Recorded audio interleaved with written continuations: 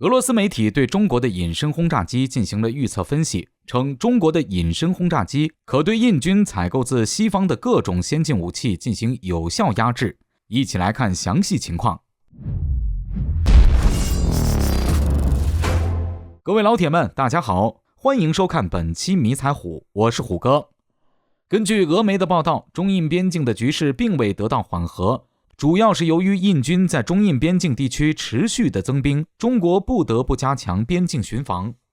不过到目前为止，印度和中国已经举行了15轮军事和外交会谈，以解决拉达克东部地区的冲突。两国已同意不在有争议的领土上使用热武器，以防止事态升级。边境地区的和平与安宁是中印双边关系全面发展的关键。但是印度军队在中印边境地区建设桥梁和隧道以及拓宽公路，此举摆明就是在为装甲部队开辟通路。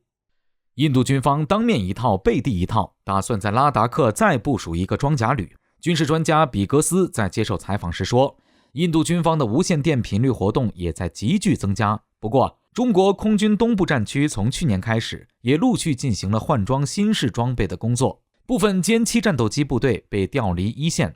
印度军方通过美国的卫星照片发现，在东部战区某空军基地又部署了更先进的歼11和歼20战斗机。对此，印媒表示将在前线大量部署苏30和幻影2000战斗机应对中国空军。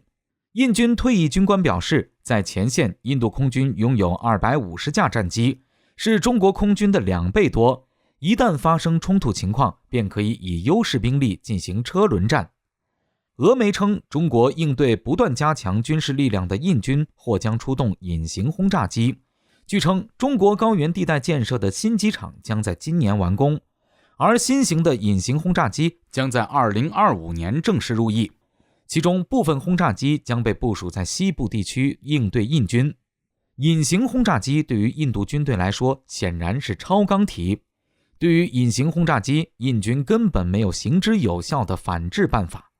中国正在研发的新型隐形轰炸机代号 H-20， 是一款飞翼布局的隐形战略轰炸机，外形类似美国的 B-2 战略轰炸机，由西飞负责研制工作。预计最近几个月将首次进行试飞，通过一系列测试后，2025年列装空军并批量生产。H-20 是中国空军下一代的远程战略轰炸机，将担当核三位一体的重要组成部分。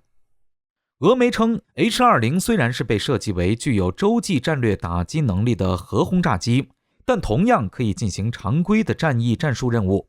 通过投放精确武器的方式打击敌方的地面海上重要目标。俄媒认为 H-20 的威胁对于印度来说不可小觑。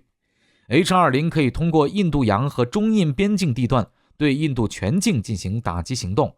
以印军目前的实力并未构建完整反引体系，对 H-20 自然是无可奈何。可以肯定的是，一旦 H-20 入役，将极大提升中国空军的作战能力。俄媒称 H-20 隐形轰炸机的作战半径大概在8500千米，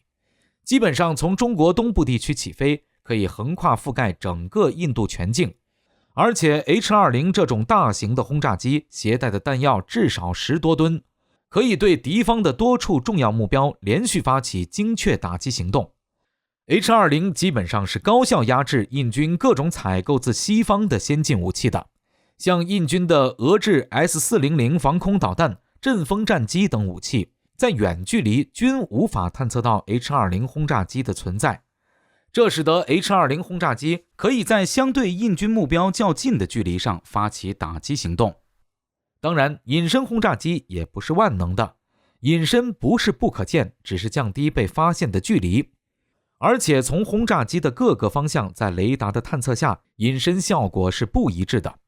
也就是说，印度从俄罗斯、西方购买的防空雷达等探测设备，在多个方向同时探测，虽说没法发现 H-20 的具体位置，但是可以通过战场体系信息的整合下，探测到轰20所在空域的有效信息，从而引起印军的警惕。因此 H-20 搭载的巡航导弹和高超音速导弹将发挥重要作用。这些导弹射程远，突防能力强，不仅有效地加强了轰炸机的最大打击范围，同时也避免了隐形轰炸机过度前出，导致生存能力过低的问题。简而言之， H-20 可以根据有效的信息收集和情报侦查，进行数据链组网，并执行打击任务。在战时，可以在相对安全的地方对印军的重要目标，如部队集结点、铁路枢纽、指挥部、雷达站、机场进行穿透式精确打击。一旦入役，便会是一款非常行之有效的威慑武器。